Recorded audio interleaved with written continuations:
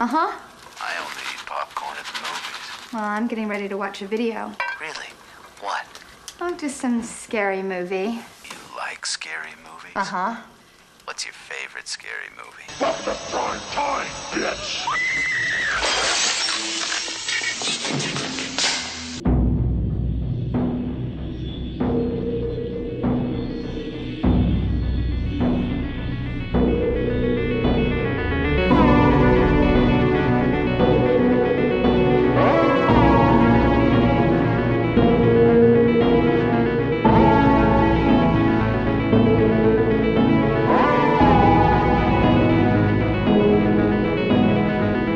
From the Hollywood foothills of North Carolina, welcome to another edition of Hokey Halloween Horror, presented by Geeks Worldwide Radio Network and the Confirmed Epic Podcast. I, of course, am your host, the real Brad Bell.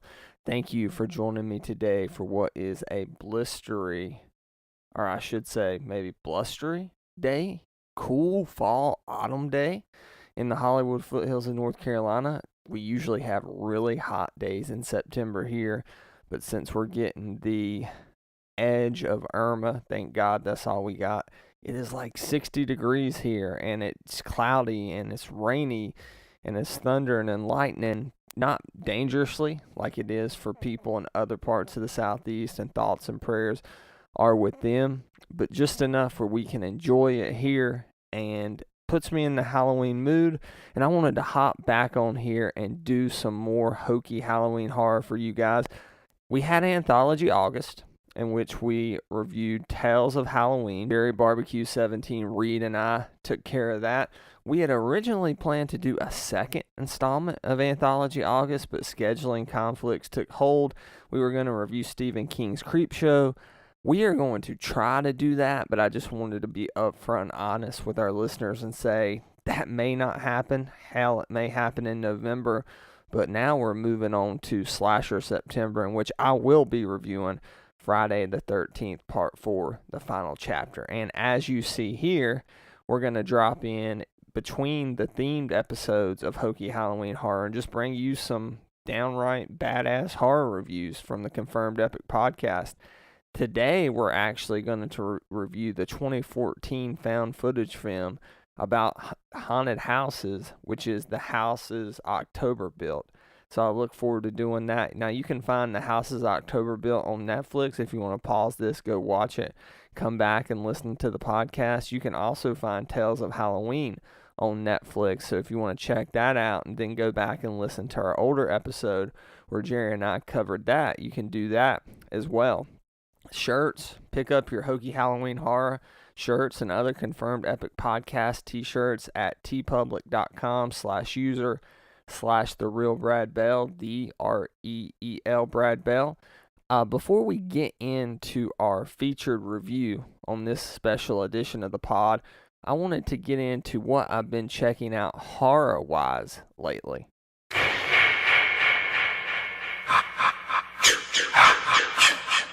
Keeping with the theme of Netflix, my wife and I, Abby Bell, the mother of Beagles, checked out Hush the other night. Hush was actually ranked in many top 50 list of modern horror movies last year that I was checking out, and I meant to get to it last year, just never had the time to. Tried to watch it this summer, but hey, we're heading toward fall, we're heading toward Halloween.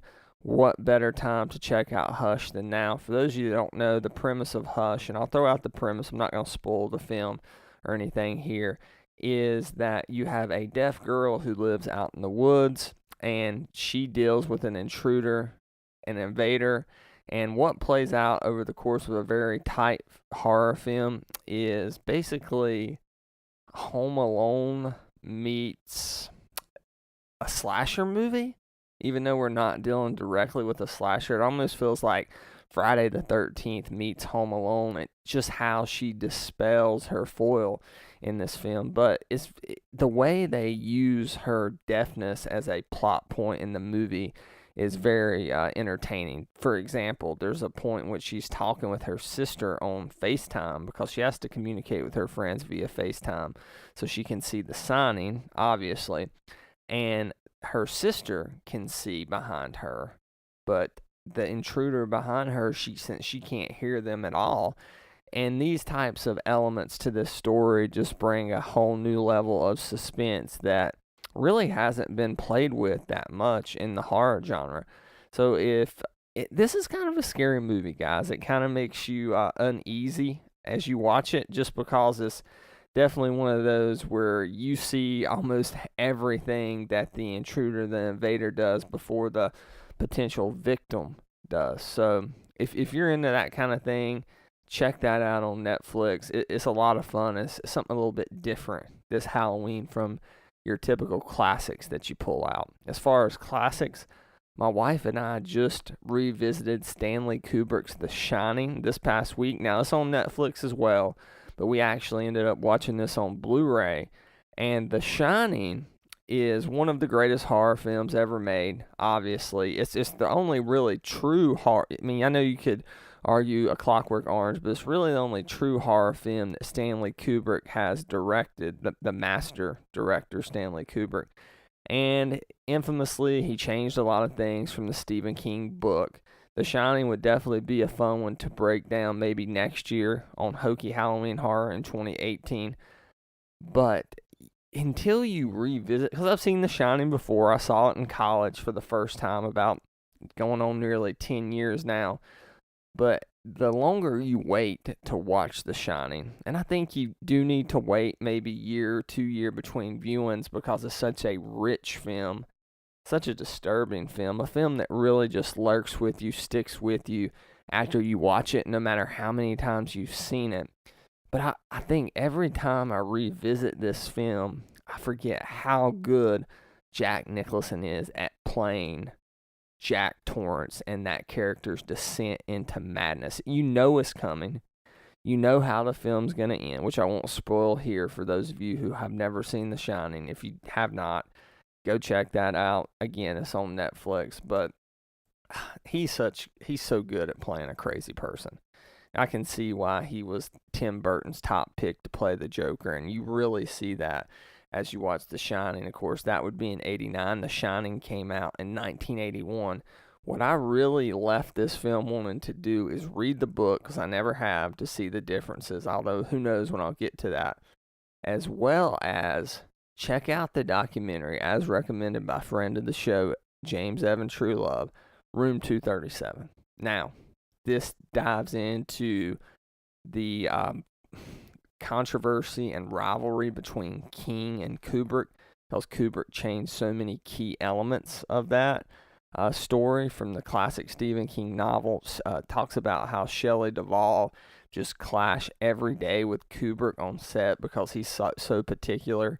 Now, my wife had never seen The Shining. I don't know if she was necessarily freaked out by it. She loved Nicholson's performance, but Shelley Duvall kind of wore on her a little bit, and I can see that, but that's how that character is supposed to be, just over the top. And I think as many epic shots as Kubrick has had over his career, does it get any better than that big wheel as it goes across the halls of that hotel? I mean, just eerie. Everything, the lighting, the carpeting, everything just comes together perfectly. That's the way Kubrick films are. But I never really appreciated how well that was shot and how the logistics of that scene really don't make sense of how Kubrick was able to pull it off until I watched it this time. They did it. I got this in like a 3-pack with 2001 and Clockwork Orange. But this was a really good restoration job of The Shining on Blu-ray. So check it out. I think there may even be a more updated one, a more beautiful one. But I don't have to really hype up The Shining if you've never seen it. Again, one of the best horror films of all time. So go check that out. But that's what I've been checking out in horror here, guys. So let's go ahead and get into our featured review, which is The Houses October, built by director Bobby Rowe.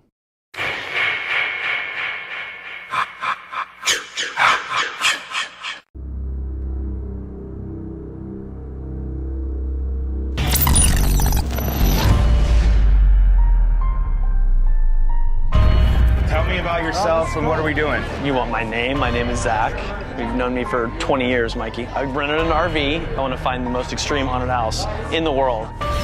What is an extreme haunt? I don't understand how far you really can go on without hurting somebody. What's your name, buddy? Hi, Mikey. How you What's the camera for? Are you doing Crime Stoppers or cops or something? We're doing To Catch a Predator. To Catch a Predator! I gotta go!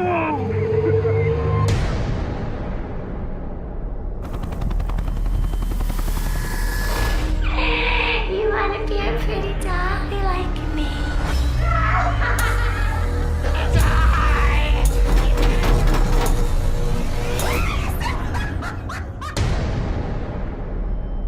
What's going on? Do you care if we ask you some questions? I'm with all this group of people, and we're trying to find something extreme. Hey, we got it. It's in Louisiana this year. We don't have an address, though. This is where they said to go. Is that the girl from The Haunt? She didn't really say anything. Something happened to your car?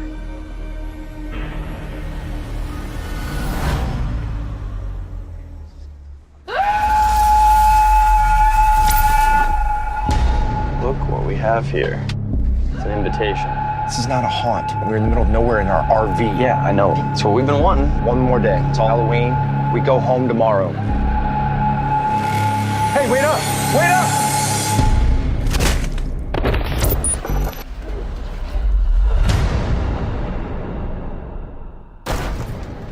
What's that? Shh. Somebody's on the roof. What's your song? Brandy, stay back. You wanna come out and play?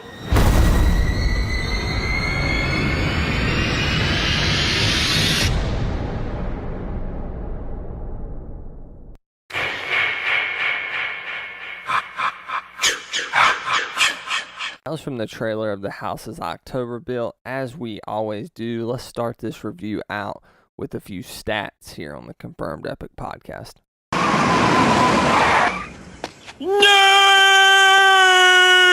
If you want to watch this movie now, you can on Netflix, but originally The House is October Built was released October 10th, 2014.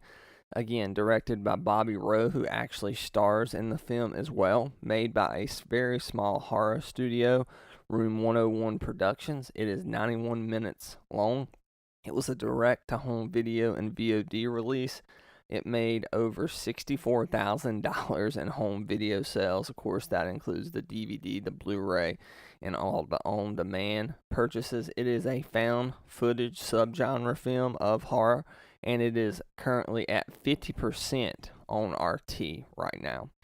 Before we really get into this review, I wanted to just kind of give my thoughts on the found footage subgenre of horror. This became a big deal with films like Paranormal Activity and the VHS franchise. Now, the first two VHSs, the first two paranormal movies, unprecedented in the way they shocked audiences. I think there's something eerie about seeing something on screen as it would be portrayed in real life and not as it is in the movies. However, this just got really worn out real quick, and I'm not necessarily talking about The House is October Built, but it was just we had a flood of found footage movies, and they beat that subgenre to death, horror directors did, and they continued the VHS series until it just got ridiculous with films like VHS Viral.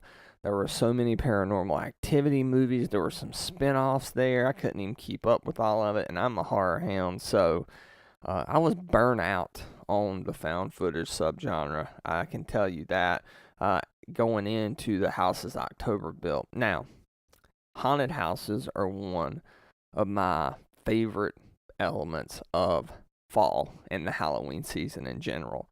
So this film kind of investigates some of the most sick and twisted haunted houses across the United States. Now, it looked like a lot of these were fictitious kind of allegories, not the right word, fictitious fill-ins for haunted houses that have been talked about across the internet, such as McCamey Manor in San Diego. That's a very famous extreme haunt, as they would refer to it on the house is October built, in which you are sign a release, and you can be tortured, you can be beat, you can be exposed to, of course, non-poisonous, but exposed to snakes, maggots, worms.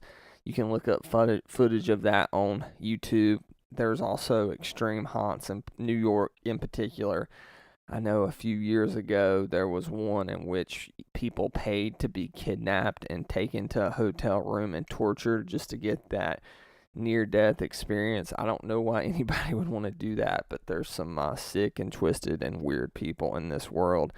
And this movie did a good job of going into and taking you along with them, the main characters, into that world. So just to kind of give you a brief background on my haunted house experiences, there used to be a local fire department about 5 minutes from my house, Oak Grove Fire Department. They put on a epic haunted house every single year. They divided the place up, the fire department up, the garage, with basically black tarps and trash bags and lots of neon lights. It was the 90s, people. And chainsaws galore. You went out back, and it was just a giant fire pit, which you would encounter Freddy and Jason. There was a very disturbing one at my local mall, the Cleveland Mall, in which they turned a old arcade into a haunted house. This was a really good one. This was probably going back like 1995, 96, and it was cool because in the mall they had like the Spirit of Halloween store, and no relation, but next to it they had this haunted house, and you would go in, they would lift the cage up like would be on a department store in the mall. There was a coffin in there. You walk through several rooms, and this was like slasher themed. So there was like a Leatherface room, there was a Freddy room, there was a Jason room, and then at the end, they kind of all got together and chased you out of the haunted house. I've been to Scare Winds, which is where they turn a local theme park here in the Hollywood foothills of North Carolina into a haunted attraction. These are fun, but they're never really that scary, just because when you have a large corporation like Paramount Carowinds, formerly Paramount Carowinds, now just Carowinds, putting on stuff like this, they're not going to push the envelope. They're not going to push the edges, but you do get a good variety. You pay like $60 to get in. There's like a haunted corn maze. There's a haunted asylum, a haunted school. Just it's more observing stuff around you than stuff interacting with you and scaring you. That's the only thing I don't like about those kind of upper echelon haunted houses at the theme parks, although everything looks great because they have such a big budget. One of the scariest ones I've ever been to was the Haunted Mill, which was in Belmont, North Carolina, probably about 10 minutes from where I live now. This was definitely the most volatile that I can remember haunted house workers being with me.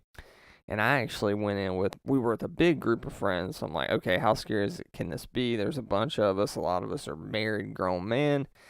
And of course, we get separated up. So it ends up being my wife, my sister-in-law, and me with two other younger kids. And how they started this thing out was kind of cool, because you go into this room, it's pitch dark, the doors slam behind you, and then you have the whole time to play a game. The jigsaw puppet pops up, and then the doors open, and they have this almost like silk, kind of almost the material of those blow-up things that you see at Lowe's and Home Depot and Walmart at Halloween and Christmas. It's just pressed up to you. It's very claustrophobic, and you walked into an area with a lot of coffins and people just popping out of the coffins. A lot of scary clowns, it was really the scary hillbilly theme, which you see a lot, kind of going toward that Texas Chainsaw Massacre, that House on Haunted Hill, The Hills Have Eyes, that kind of inbred redneck type horror, backwoods horror, as it's referred to in the house is October built. They really play that up in the South for obvious reasons, which I won't get into. But again, getting chased out of there with chainsaws, that's your typical ending of most haunted houses. It seems to almost be a trope in a way. But let's go ahead and get into our spoiler-free thoughts on the house The House is October built. My initial thoughts are I really enjoyed this movie despite the 50% on RT. I went in burned out on found footage, excited about the concept, which was a story about 4 or 5 lifelong friends who love Halloween. They get together, they're adults, probably early 30s, I would say, maybe late 20s, some of them, and they're going all over the country in a RV to the scariest haunted houses. What starts out really innocent leads them to searching for what's called blue skeleton, which they end up finding. It's a code word for what's supposed to be the most extreme haunt in America that rotates and moves around every year. So as they go to each haunted house, they find clues to lead them to the haunted house that will tell them what the password is, which is blue skeleton, to eventually finding the blue skeleton horror group, which we can talk about later on in spoilers. It's cool. I like movies. It's kind of almost the inverse of coming of age, in which you have friends who grew up together, went to college together, coming back to do something. I like that. Whether it's horror, whether it's friends from college on Netflix, there's always something really fun about that, because if you went to college, you grew up being very active with friends, you kind of know what that feeling's like. It is very relatable. This film also does a really good job at capturing the sensibilities of fall. As they're going to different places, you see Halloween decorations up. You can tell that this was actually filmed during a late September or throughout October. You see leaves, that it looks cool, crisp. There's a lot of times where they stay at campgrounds, and you get that like fall bonfire experience. I think it's hard for a movie to capture the sensibilities of fall and autumn in October. I mean, it's done all the time, but does it feel authentic? Obviously, movies like Halloween, it does. And I think it's the same thing here. The Tales of Halloween, that was what we reviewed in Anthology August, and it also had that same sensibility. So cool to see that throughout a lot of these horror movies I'm checking out this Halloween 2017 season. This does a good job of building and easing you into the tension, because we start out at just at 2 stereotypical good but in really high production value haunted houses, but things ramp up because they use a lot of not found footage, because it's shot from a found footage perspective, but news clips about things that they kind of interlude with this, about things that have happened in haunted houses. About one story in particular in which a worker was trying to do like a hanging set piece scene and accidentally hung themselves, and people thought it was part of the show, and that person hung there for the entire evening. Very off-putting, very unsettling, and that kind of switches the gears. It flips the switch from this is fun to this is getting creepy. And I love how with each haunted house, the stakes build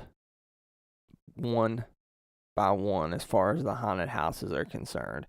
And you feel that. You really do. And they do a good job by raising those stakes by actually interviewing these workers at these haunted houses. Some are as normal as can be, and some you're like, how did they get a job doing this? And they quickly explore the element of there's no background checks on a lot of these workers at these haunted houses. And when you think about it, that's pretty screwed up. Would you want your kids going through something like that? I know that I wouldn't. So it definitely will make me think twice about the next time I go into a haunted house. As far as if I recommend this, if you don't mind found footage, you like horror movies in general, you're looking for a good, fun, but also disturbing horror movie this October, easily accessible on Netflix, I highly recommend this. One of the scarier movies that I have seen in a while, so check it out. But we'll go ahead and roll the reel forward to spoilers for The House is October Built, starting now.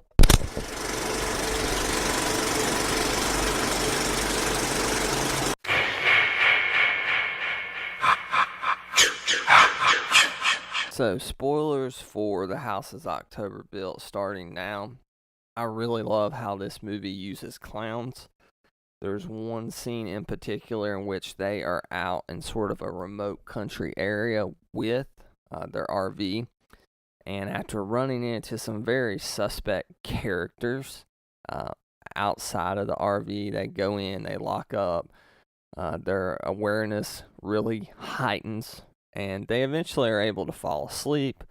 But there is a really eerie scene in which a clown boards a bus, and he is capturing footage of them that will be used later on by the Blue Skeleton crew to really screw with them. And it really does also a good job of using, I know it sounds dated, not chat rooms, but message boards, as far as looking for Blue Skeleton, and then how the pictures that this clown take are then posted on these extreme haunt message boards that the main character is utilizing to try to find the Blue Skeleton haunt. And clowns are just in this year with It and American Horror Story. I realized this was 2014, but kind of eerie to see that emerge here, even though it's a horror trope. There's a really creepy character, a girl who wears almost like a Court of the Owls from Batman or China doll mask that just appears at haunts,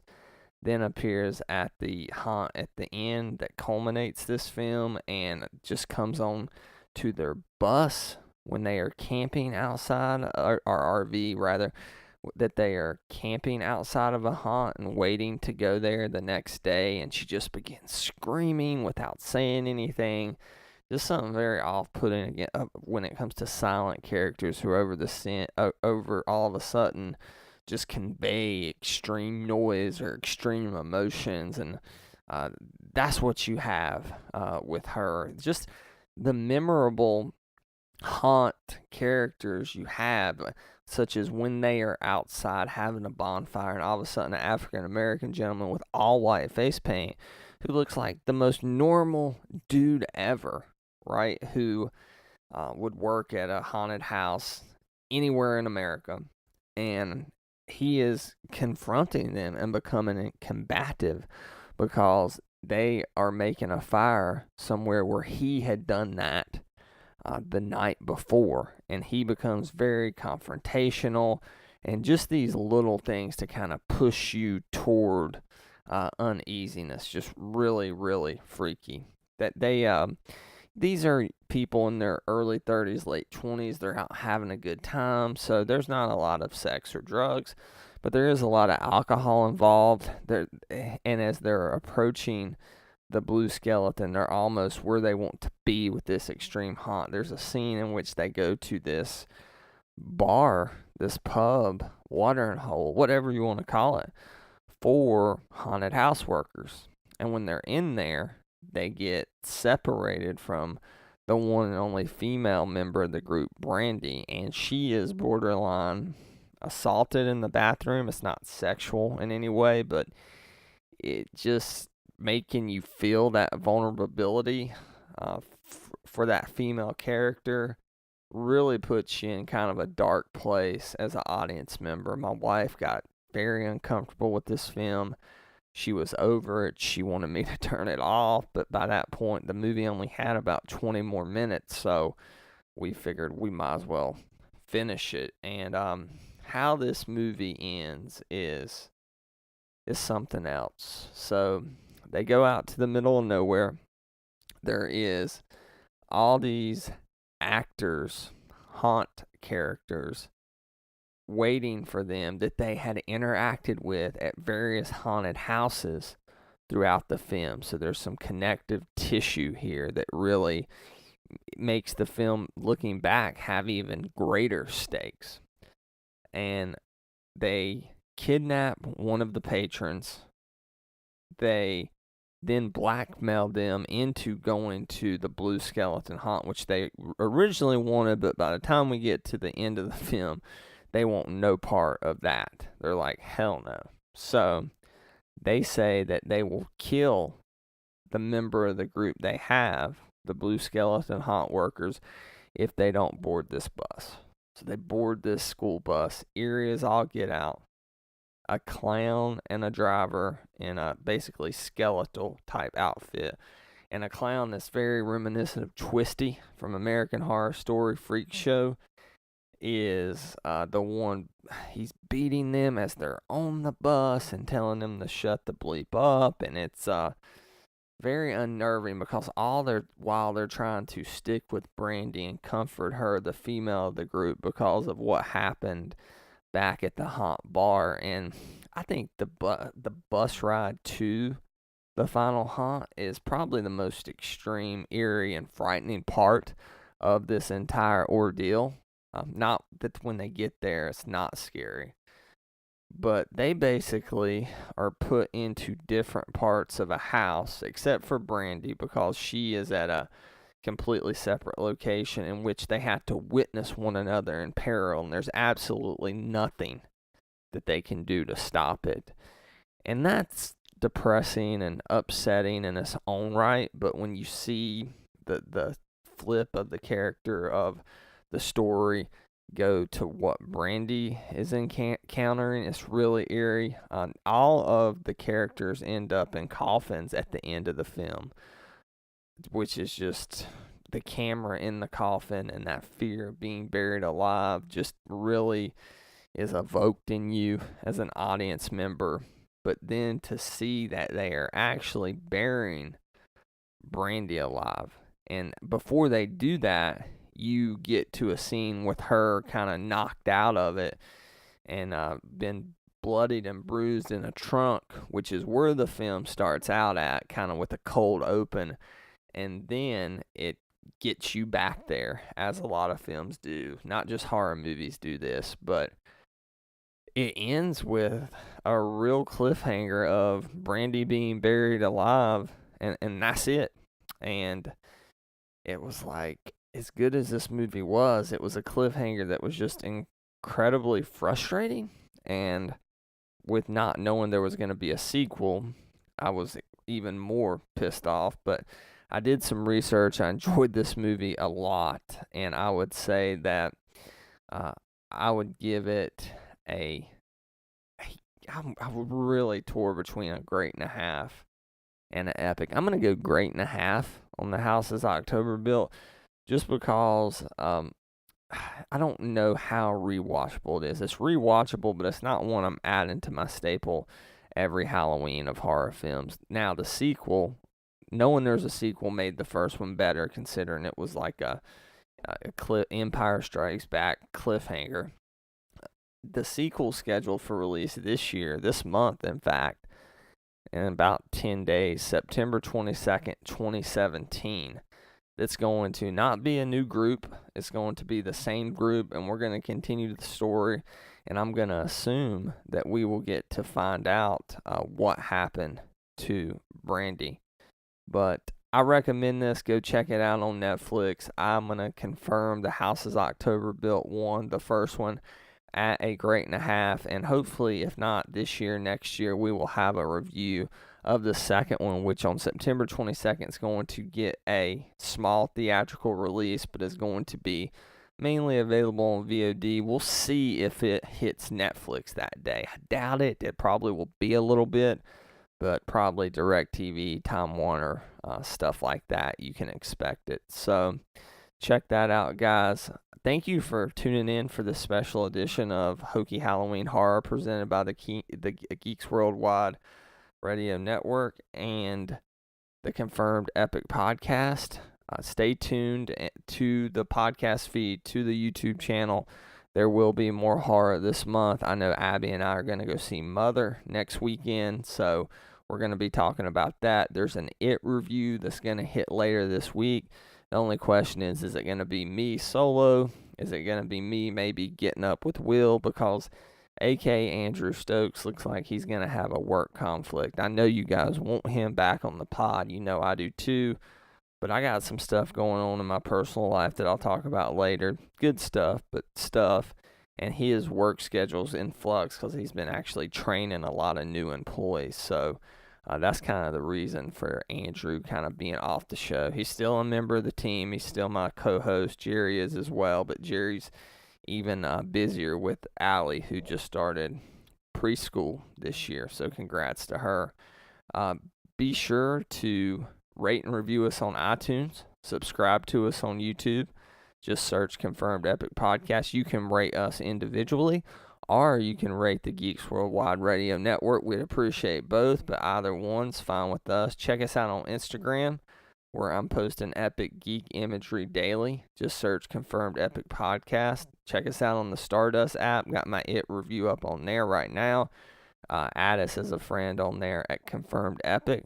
Get your shirts, Hokey Halloween Horror, and otherwise, all of our merch is at tpublic.com/user/TheRealBradBell. You can add me on Facebook at Real Brad, REEL Brad. The number one place you can find me is at my Twitter handle, of course, at The Real, REEL Brad Bell. Check out Jerry's Hot and Fresh Daily Action Figure reviews at actionfigurebarbecue.com. That's barbecue spelled out. Check out Geeks Worldwide at thegww.com. And, of course, check us out at the Epic Review, epicreview.com. And from the haunted foothills of North Carolina, we are out.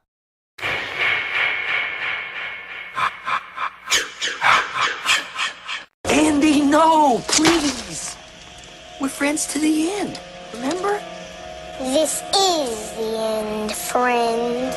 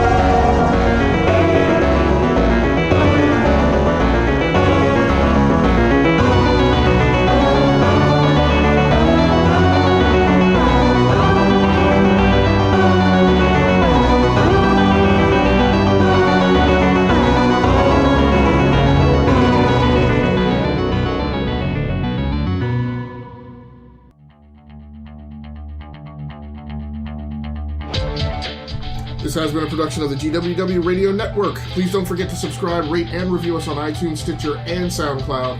Also, check out Geeks Worldwide at thegww.com for all the latest news, reviews, and opinions on video games, comics, movies, TV, cosplay, and more. Geeks Assemble!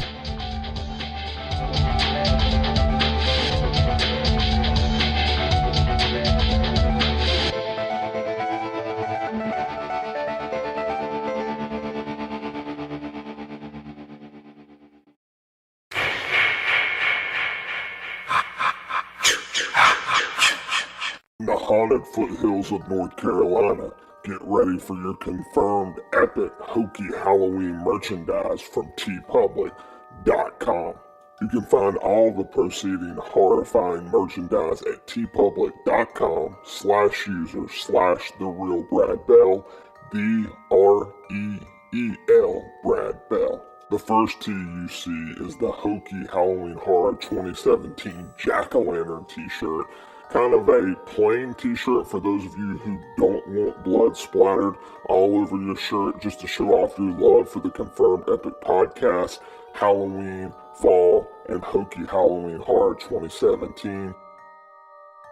Next up is our Confirmed Epic Podcast Clown Tee. We know that clowns are going to be a big part of Halloween 2017 with certain film releases coming out this year, so we wanted to show our appreciation to great writers and upcoming Confirmed Epic films by giving you a new twist on the horror clown subgenre, which is a dead clown. the way that most of you would like to see them. So go ahead and pick up your Confirmed Epic Podcast Dead Clown X-Ray tee.